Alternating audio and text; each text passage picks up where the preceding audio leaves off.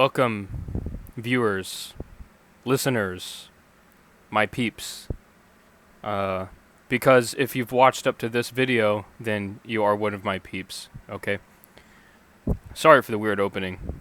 I'm not gonna re-record this. So, I'm just riffing some of the time. This is how it goes. Welcome to Empyria Lecture Series number 2. And number 2 is going to be split into 3 parts, okay? Part 1 is the first 1/3 of the Book of Primitus. So welcome to the Legendary Scrolls, Book 2, the Book of Primitus. We're going to jump straight in. I don't want these videos to be longer than they need to, okay? So let's look at the timeline again. Where we left off at the end of Book 1, in the last video, we finished the creation story. Alright, so we have Auden and Adia, the first man and woman, inhabiting the land of Emek, and now they are blessed to fill the earth, be fruitful, and multiply, similar to Genesis. They are commanded to subdue the earth, rule over it, have a lot of kids, okay? Book of Primitus will end here. So these next 3 videos will cover all of this in 3 parts. So welcome to part 1, titled Beginnings. So this first part of the Book of Primitus is about the beginnings of all the things. All the foundational things of the universe. Well, not the universe. All the foundational things of human history.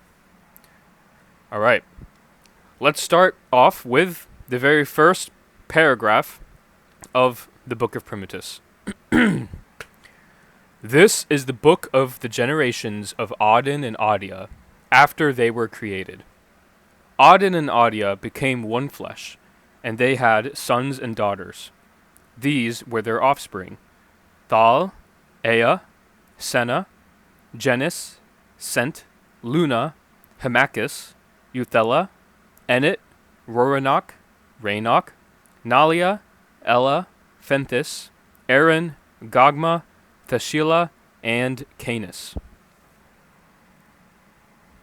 So, here, I drew this back in high school. Well, not draw. I wrote/drew this graph back in high school when I was bored. I forgot the class. Doesn't matter. So we have here all of the children of Auden and Adia. And yes, you will see this right here. Looks a little odd, right? Well, it's only odd after the Primitus age, because at this point in history, there are no other options, right? Just like Adam and Eve in the Bible, where did Cain get his wife? She would have been his sister, okay? It's the only way it would work. If you have a man and a woman, and they're the only people on the planet, and they have to populate the earth by themselves, there's gonna be little incest, okay? So as uncomfortable and weird as that is, and awkward as that is, it's necessary. There's no other way for it to work with one man and one woman. Excuse me, I'm gonna cough. That's not a cough, that's actually me clearing my throat, but it sounds like a cough and a sneeze together. So, anyway, that has no importance on this video. Moving on. We're going to follow down here. Yes, it's very complicated looking. Just ignore all the complexity. We're going to focus on this character right here. Name is Valentina. Rachel and Tethra had her. She's the first important character who's talked about in the Book of Primitus. Alright. One day, Valentina departed from her family, saying, "I must see everything the Creator has given us to enjoy on this earth." So she embarked on a journey by herself. She made her way out of the basin of Emek until she found herself upon the land north of the basin. Now Valentina reached a mountain near the edge of the land of Granera, and she rested that night in front of a great boulder which blocked the entrance to the mountain. Vines and thistles covered the boulder, and trees were growing outward from the rocks alongside it. Alright, I have AI art. I have made some AI-generated art that can try to depict some of the scenes here. But first, this is a cropped image of the full image of a picture I took from my notebook of the very first ever drawing I made of the map of the Earth, or Ardon, as it's eventually called. This is the continent, the supercontinent, that is inhabited during the Primitus Age. Until the very end of the Primitus Age, this is where everybody lives. All humanity is on this continent. A couple updates that I made since high school. After I graduated high school, I changed these names. This is the land, it used to be called the land of Paesha. I changed it to the land of Verdal, spelt Verdal. Also, I changed the name of this land. Well, I didn't change the name, I just changed the spelling to, instead of KK at the end, it's CH, okay? So, I don't know why I ever called it that in the first place. I was in middle or high school, doesn't matter. Okay, so, this here is the basin of Emek. Remember, it's a giant basin, the whole land. And if we were to put this to scale for perspective, from here to here, if you were to drive this by car, maybe this is about the width of North America. This is about the width of the United States of America. Maybe. Maybe a little smaller, maybe a little bigger. Not 100% sure. It's never been something I need to know 100% with clarity.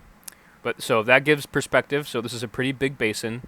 It's surrounded by waterfalls on all sides. It's all rainforest, jungle, very tall trees, very beautiful, lush green, yada yada. And there's a river here. Right here is the place known as the birthplace of man, because this is the spot where Arcane and Eula created Auden and Adia, man and woman, in their images. And then they ended up settling here and staying here, actually. And so Auden and Adia built their own city where they were created. And even to the modern day in my universe, like after the movies too, this is considered like a holy land because it's the birthplace of all mankind. Very, very special place to them. And the technology here has always remained the same, even throughout all the ages in the future. So, Valentina here, she gets curious about seeing all of the Earth. She wants to explore. She's an explorer at heart, so she finds a way to get up out of the basin of Emek.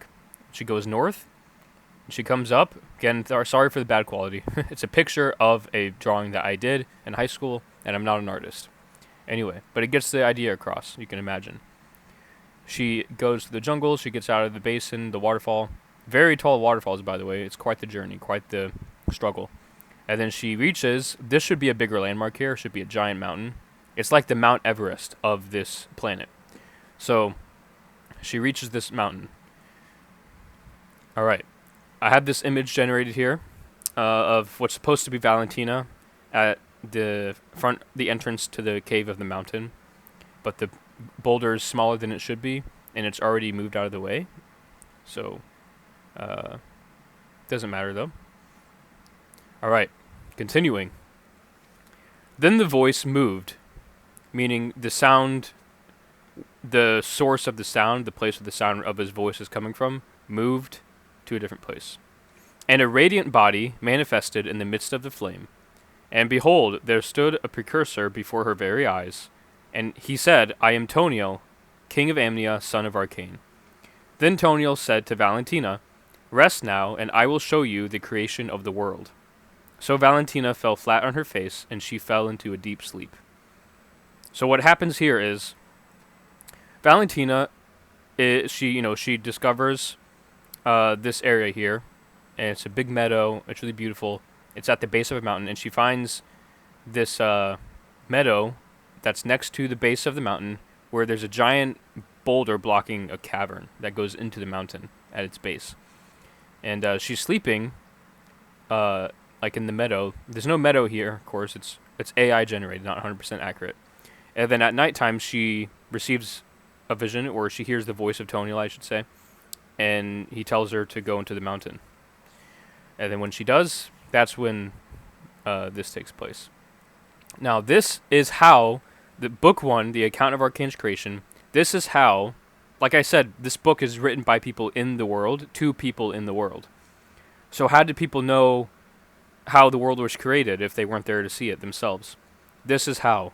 Valentina receives the vision of the creation from Toniel, and he validates it to her, and she shares everything she saw in the vision to two famous individuals, two famous historical figures, named Libus and Celtex, who were the first people to start recording history. They wrote all the things she said, and those writings of theirs eventually became the account of Arcane's creation when they were compiled together. So that explains that. Now, after Valentina had received the vision of the creation, she went out from the mountain and moved north into the valley. That mountain today is called Arinchuran. Valentina lived in the valley of Getha in the land of Granera for the next 40 years, and during this time the children of Audin's children began living in the land of Granera. So now people are spreading out of Emek and living in Granera and also Verdal. And remember, for reference, these are the mountains of Granera, and this is Verdal. So this is relatively the area of all humanity where they inhabit. And Granera, let's see, where's Getha is like around, if there's a valley right here, it's in that valley. It's not to scale, of course. So this is around the area where Getha is. Or it's up here. It's like this general vicinity. That's the valley of Getha, where Valentina settles. Alright? And here's, again, this is not prefacing. If it's AI art, I will preface it. And it's usually obvious if something is AI generated. This is not AI, this is an image. Any image on here that's not a drawing of mine or AI art generated is not my art. It is taken from the internet, and I edit some of the qualities of it, and I put text over it sometimes, if it looks close to representing something from my world. So I would say this is pretty close to the architecture style and the appearance of the land of Granera. This is very similar. I would expect if I were to go to my world, if it was real, and in this time period, and I were to go to the land of Granera, I would expect it to look exactly like this. That's why I love these images. Okay, so this is what you can imagine when you imagine this land, the land of Granera. Alright. Next. So, genealogies are given. More genealogies are given in the Book of Primitus after that. And it follows the line of Canis, who was the last born son to Audin and Audia. Canis and Eris have a lot of children. Their children have children. Yada yada. But Dracia is the first child of theirs. And now let me read this. Ever since Dracia began her journey throughout Granera on her own, she became the first woman to ever tame a dragon. And even today, not many have the ability or skill to tame these beasts. So, Dracia is like most of the sons and daughters of Canis and Eris, become well known and renowned throughout the earth because they're the pioneers of certain skills, things, arts, as we'll see more of them. But Dracia is the first one, the firstborn of Canis, and she is the first person to discover dragons and also to tame them. So she knows how to ride dragons, basically. So she can scout out further lands than other humans can at this point in time. Unless if they were to make the journey on their own. And this is the Primitus age. They don't have good technology for that yet. Alright. Now, Dracia is described as looking a certain way. She has long, silky black hair, green eyes. This image, either she doesn't have them or you can't see them, her green eyes. And of course it's AI art, so it looks a little wonky if you pay too much attention to it. Alright. This is a very, very important section. That's why this is very long. I'm just going to read it and explain a little bit after. Draxivan, the third son of Canis, was also known throughout the lands.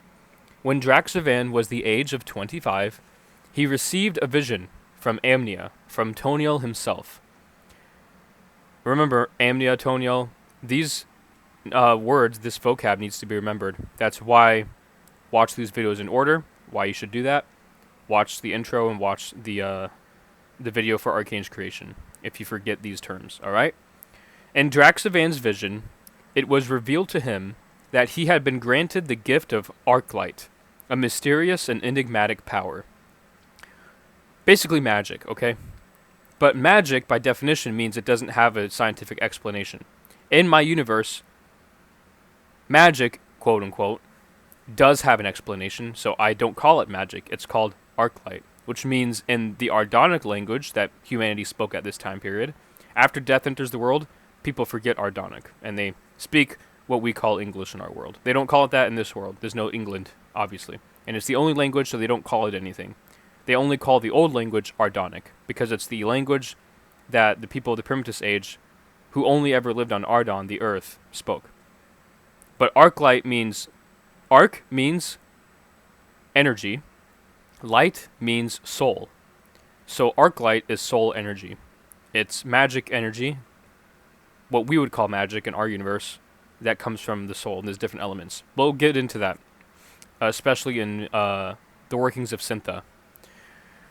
So, Toniel said unto him in the vision, Behold, I have placed Arclight, the power of Syntha, made manifest, that will be defined in later videos, within your soul. Be wise with how you use this gift. For many in future generations will be blessed with Arclight through you and your seed. Because of Draxivan's Arclight powers, he was known as the Arclight Sage, and many from the lands would come to see him perform. Therefore, his name was made known throughout all the earth. Today, the descendants of Draxivan, who also are born with Arclight in their souls, are known as Aeons. The Aeons are blessed not only with the power of Arclight in their souls, but also with greater states of living and wealth through their great powers and wonders. And this is true more so of later eras of history. Draxivan would eventually marry his wife, Lenira, who was a tender of fields in Verdal. So, very important event, very important stuff. Arclight comes from the soul. If you're born with Arclight in your soul, you are called an Aeon. Next. Enox. So Enox and his brothers are also sons of Canis and Eris. Enox and his brothers built an outpost around the crystal to prop it up, and they used magnifying glasses to examine its surface, seeing that the crystal was giving off energy. And when they eventually found other smaller crystals akin to it, they would cause the larger crystal to glow brightly when they would bring the others near to it. So, the context of this passage here is Enox and his brothers, Enox, Nora, Zeta, and Charon, are exploring the lands, like Valentina did, and they come across this huge crystal sticking out of the ground. And it's glowing gold, and it has like light emanating from it and some waves, and they find it peculiar, so they start studying it. They eventually build an outpost around it, as the text says here. And then they find other smaller pieces of crystals like that around it, and they start testing what are the properties of this crystal. What is this thing? Now this is a rift crystal, okay? This here is a rift crystal, and it is very important in the technology of the universe, as we'll see later. So, they build eventually, after they figure out how to how the crystal how it works and its properties, with the guidance of the Esper Maya, who is the Esper of Gaia, which is the element of creation. So anything nature related, Maya is the Esper who has that kind of power. She's the Esper over that stuff. All right. With the help and guidance of Maya and Toniel, of course, Enox and his three brothers are able to figure out how these things work. And these rift crystals were created by Eula, placed throughout the worlds, for a very specific purpose, so that humanity could eventually use them for this purpose. So they figure out how to construct what's called a rift gate, and it takes a lot of energy to make them, so they had to find a lot of powerful, potent crystals. And I'm just going to read, because I drew this also. I use a lot of drawings of mine in my notebooks, so uh, ignore the poor quality of it. Just focus on the content itself. So this right here, there's like little what do you call, imprints that they made and carved into the rim of the gate. So it keeps rift portal energy from escaping the gate. So that it's pretty simple. It just makes it a gate so that the portal is bound within the gate. So simple. All right, now they put the shards of rift crystals into the what I just said the word earlier, into the imprints, yes, of around the ring of the gate. Rift crystals implanted in ring in order to generate portal energy. Depending on the rift crystal, the portal will open to that crystal's respective rift plane. Okay? So remember, I talked about rift planes near the end, or the latter portion, excuse me, around the latter portion of the last video. So go back to that video if you want a refresher on what rift planes are, how they work. They're not planets, just a reminder. They're in pocket dimensions. Okay, and they're flat. Continuing. With Enox, Nora, Zeta, and Quran appearing on a different rift plane, so they enter through the rift gate they made, they each searched the lands of their worlds. So all four of them, they went through the rift portal, and by design, because of Toniel, the way he guided them, and Maya, the Esper, they each ended up on a different rift plane, a different world. They each searched the lands of their worlds for rift crystals with Toniel's guidance. When they each had built their rift gates, so they have one rift gate they built on the planet Ardon, they each went through it, they each four ended up in 4 different worlds, and on those worlds they had to build a new rift gate on those worlds to connect them back to the rift gate they built before. When they each had built the rift gates, they stepped through them to return to the Earth again. So they're like, whoa, we discovered these new worlds, holy crap. Alright, bear with me here. Now, after Enox and his brothers had returned to the land of Verdal on Earth, they found that they could not pass through the portal of light in their rift gate any longer. So they prayed and asked Toniel why this was the case. It's not clarified in the text from the writers here, but, I mean, I wrote it, but you know what I mean. Being meta here.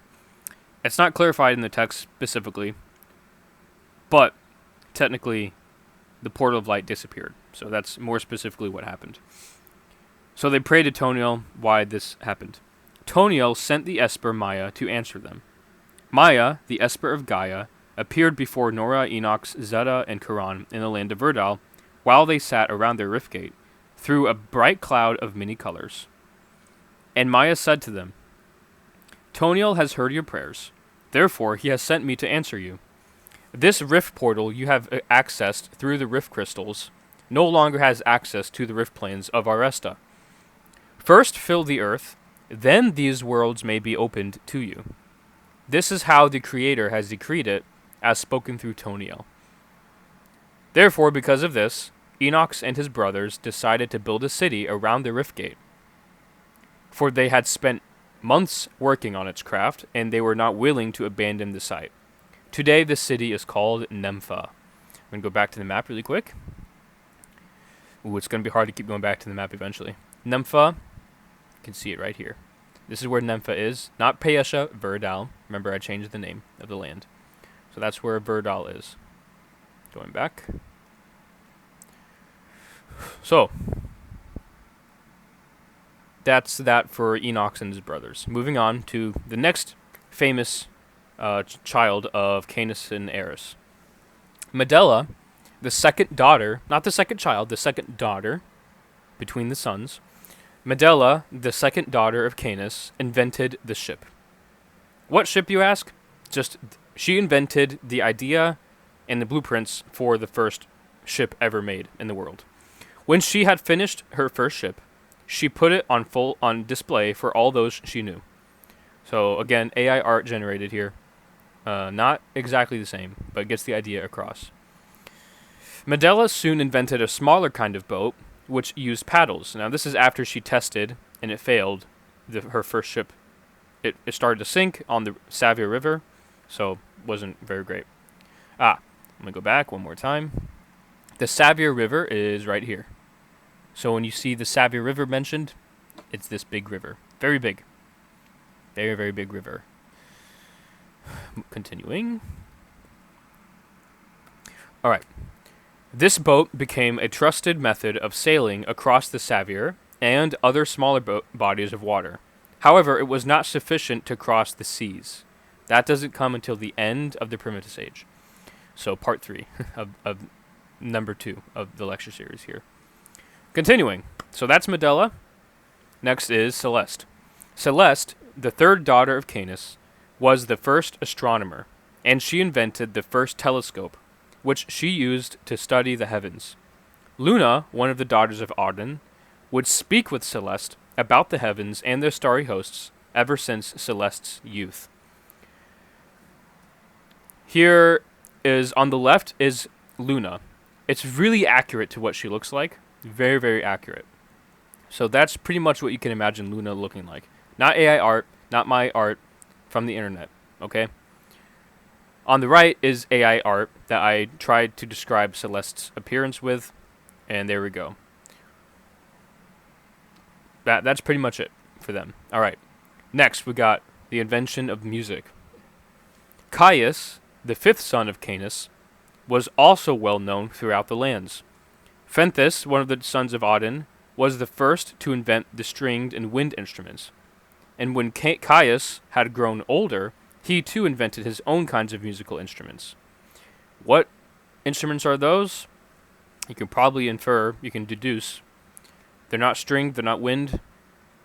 He basically invented new types of stringed and wind instruments, but he also invented percussion, and as you can see, it didn't generate too well. It ended up being like vases. Vase. It's vase, not vase. I'm just being facetious. Anyway, moving on.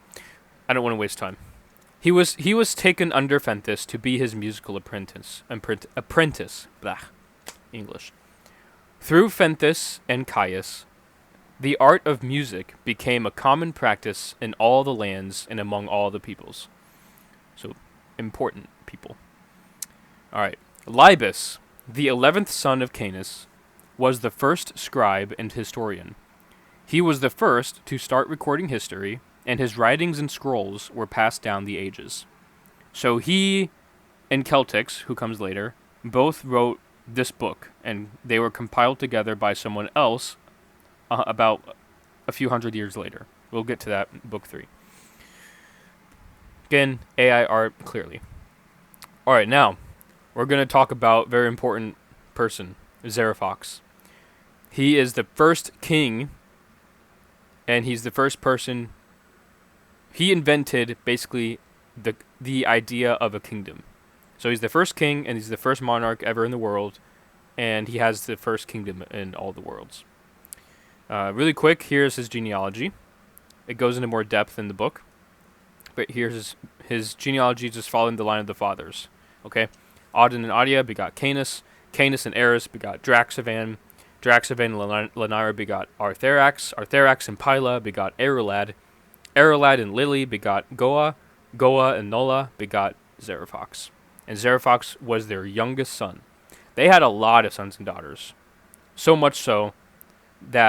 many that they had to separate them off by sevens into different mansions in the land of Granera where they lived. So, big family. And Zerafox is the youngest out of all of them. Yet he becomes the first king. So Zerafox began to build the city, using his inheritance, which he got in the story from Goa. That's explained in more depth in the book itself. And he traveled to nearby towns and villages, which were in the mountains, to find skilled builders and architects, and he hired them to aid in building his great city. He also built himself a great palace, which he set in the center of the city, so that all on the outside could gaze upon its magnificence. When this city of Empyria was finished being built, many people from all over the mountains of Granera came to live in the city, and Zerafox was their king. The time it took to build the city was 520 years. So we're going to go back to the map. You see here, there's the mountains encircle each other to make a circle, and here it's all flat plains. Alright?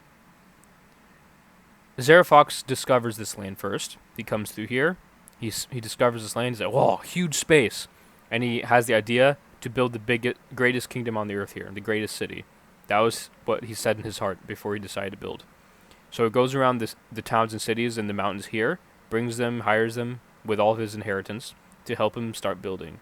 And they mine and they get materials from the mountains around the plain, and it becomes the land of Volterra, the kingdom of Volterra. It's like a city-state. It's a land, but it's also a kingdom. The entire land is the kingdom. The kingdom is the entire land. All right, moving back. So it took, just for the sense of scale, it took 520 years to build the city. Very big city. Moving on. Now, for the next portion of this video, we're going to talk about the races that come after humans. Although they are humans too. So, we're going to get technical here a little bit. But technically,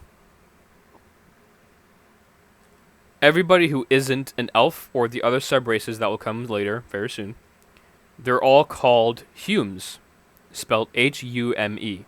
Humes are what the other races call normal people. What we are, basically.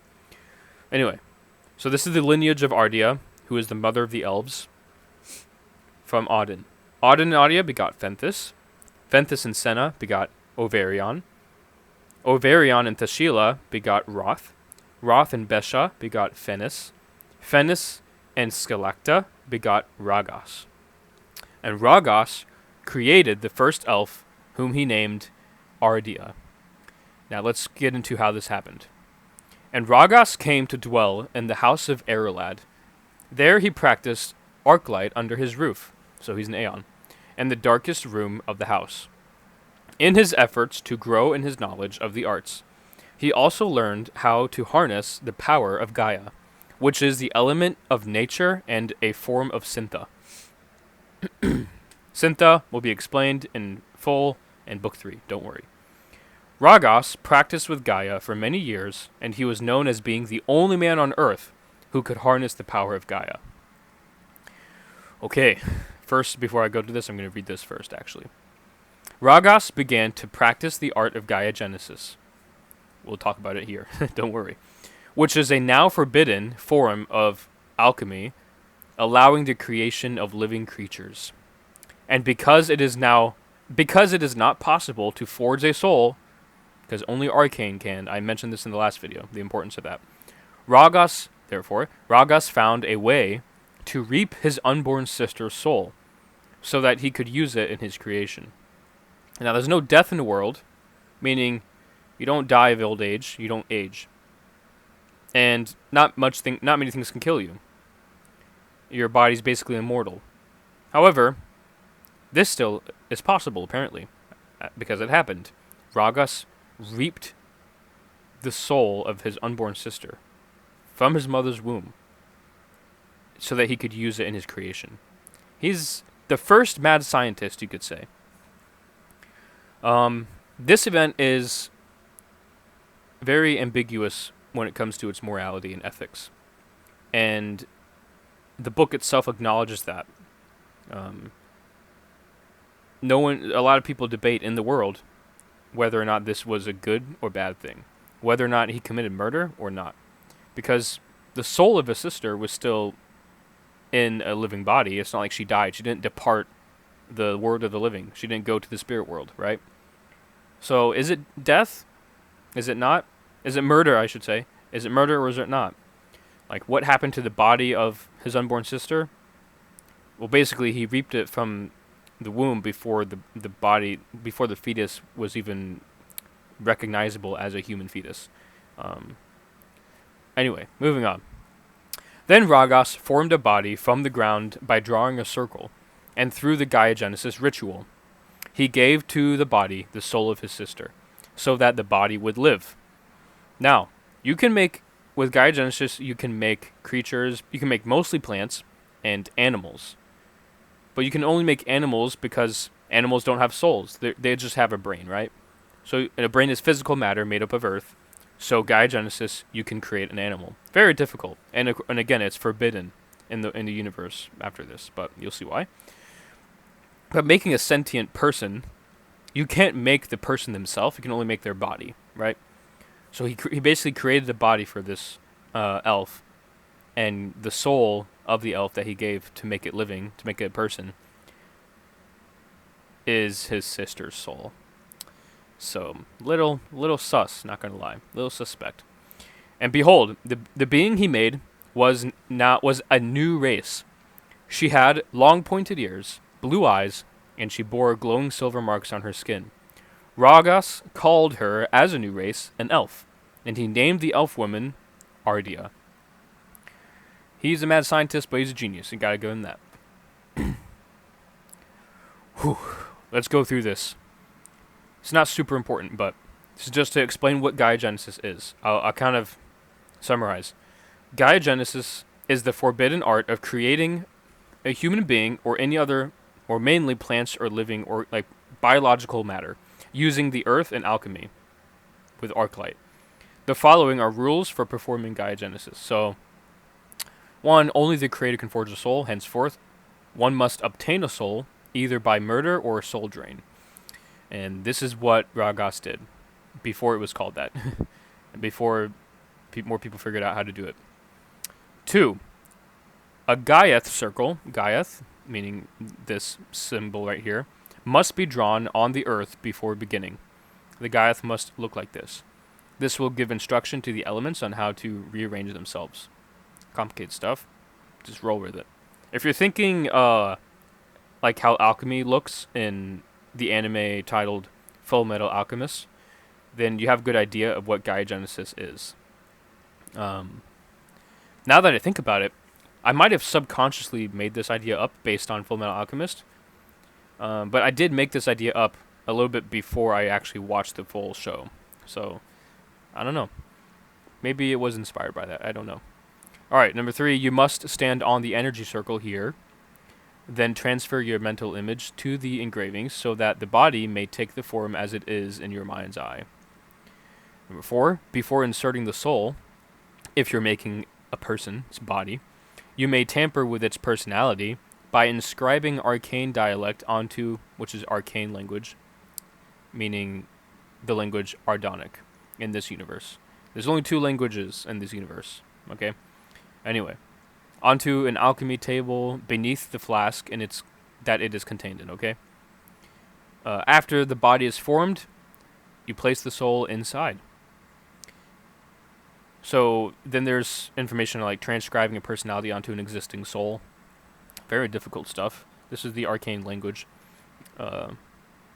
Gaia-genesis can be performed with 2 forms of Gaia, solid and liquid, in the flask.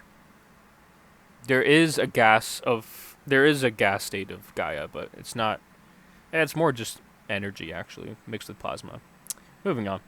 So souls are immortal, thus incapable of being disposed of. So if you lose the soul, like this, better be careful because it will evaporate into the spirit realm, where it's supposed to go, which is where they go once the body of the soul dies, which is why if you murder somebody, this is why it's forbidden. If you murder somebody to get their soul, you have to be really skilled at reaching into the spirit world to bring it back to the physical realm. You have to be very skilled alchemist and Aeon for that, okay? And it's almost impossible until technology advances in future millennia. But reaping it from somebody who already is alive is easier because once the body dies permanently, the soul immediately leaves into the spirit realm, and it's harder to reach it at that point, obviously. Alright. Here's a little sketch of what the table would look like, maybe. So you draw symbols in the correct order based on the type of personality you wish the soul to have, yada yada. So you get the point. That's Gaia-genesis. And that's what Ragas basically invented or discovered. So he creates Ardia and by using this ritual, and that's how the elves came to be. So Then Ragas formed a body from the ground by drawing a circle through the Gaia-Genesis ritual. Is this? Yeah, they kind of. That's fine. Behold, the being he made was a new race. She had long bony ears. Okay, he named the woman Ardea. This is just the same as this paragraph. Whatever. But here's what Ardea pretty much looks like. I don't remember where I found this image. I've had it in my Legendary Scrolls wallpapers for years now, in my Google Drive. But I think it was from some like art website where I was trying to find, using filters, trying to find characters that people already made art for that look similar to my characters. Really difficult. Her eyes are a little bit more blue than that, like deeper blue. She has eyebrows. This doesn't have eyebrows. She's not wearing these like things, and her skin isn't pale like this. She has normal skin. But the hair is very similar. The face is very similar. The type of elf ears similar, and the glowing silver marks. Very glad I was able to find that. Except she has more here and stuff. Anyway, moving on. Ragas and Ardea were exiled from Granera and moved across the Savia River to settle in the, as of yet, by this time in the story, uninhabited land of Evenhara. Here's Evenhara. If I could visit my world and only visit this continent, I would visit Evenhara. And then Ultira, but Evenhara first. Okay. They journeyed far across the land until they came, so basically Ragas showed off Ardea, his creation, to Erlad in his mansion after he created her. It freaked Erlad out. It freaked him out. He's like, what are you doing? You're not the creator. How'd you get her soul? So he's like, you're really sus, dude. Get out of here. So he exiles him from the land. So Ragas takes Ardea with him. She becomes his wife, basically. Yes, the soul of his sister, but again, Gaia-Genesis, he alters the soul and creates a new body. And so she doesn't have the concept in her imagination that she is his sister. It's still, though, the Primitus age, so things are whack at the start of the ages. Anyway, moving on. So he exiles himself with Ardea, and they journey all the way from around here, where Erlad's mansion was in the land of Granera, and they journey all the way down here to the marshlands here of the Savia River. And then they cross the river, and they come to the the minor continent, and they start journeying until they find this tree. Now let's read. So they journeyed far across the land until they came to the great Ahana tree, right here, the Ahana tree, which is in the center of the land of Evenhara. The Ahana tree is a great and high tree, with its branches reaching the clouds and its roots stretching out for miles. There in Ahana did they settle, and they lived in the tree's roots. Here is the best image I could find that looks something like the tree of Ahana. And yes, the skies of Evenhara are actually purple at night. The sky itself, not just the clouds, but the sky too. So it was really cool that I found this image. I also found this like years ago. And the only thing that's not similar is that here it's a cropped image, but here it had like water, but obviously there's no water. It's landlocked. Anyway. So, and also the moon here has craters. The moon in my world doesn't have craters. But it almost looks like you can't see the craters from this with this lighting. Anyway, this gives a good idea of the scale and the appearance of the Ahana tree. All right. Moving on. This becomes the capital of all the elves. All right. So, the genealogies of Ragas and Ardea. Ragas and Ardea, they have their children, and they're all elves with no with no genes from their father, who is a human, not an elf. So 100% elven blood. Ragas designed the Gaia potion that he used for the Gaia-Genesis ritual to be that way. Okay. So later on, some of their descendants in the genealogy are Qatar and Athen. All right, and they're married. Qatar and Athen began to build the great city of Ahana at this time, which today is the capital city of the elves and of the land of Evenhara. The time it took to build the city was 417 years. So they built 3 huge sections, well, 3 cities within one big major city. One here, one here, one here. They built all of it in 417 years. Okay. So Aliphaziel, this is later on in the genealogies of the elves. So Aliphaziel, one of the elves, took Irina, a Hume woman, meaning not elf, to be his wife. And when Irina was to give birth to her first child, Ragos came to her and Aliphaziel, holding a vial of liquid. He's up to his old schemes again, even after he was banished from his land, which contained a Gaia potion. He had been spending many nights working, and months actually, working on the exact makeup of the potion to see if he could use the potion for Gaia Genesis. And when Irina had given birth, of course he got their consent, don't worry. It's just not mentioned here, it's not an important detail. When Irina had, excuse me. When Irina, man, my voice, killing me. My jaw's hurting, my tongue is hurting, my voice is starting to burn, and I need to eat my dinner soon. Sorry. I'm a little distracted mentally. Let me take a break. Talking so much. When Irina had given birth to her child, Ragos came to see how the child would appear. He's like, I hope it looks how I am trying to get the genes to work with the Gaia potion. So Irina begot Joya. And, or as this new race eventually pronounces it, they pronounce it Yoya. But Humes and everyone else pronounces it Joya. And Ragos saw that the potion had worked. Joya was the first Vienna.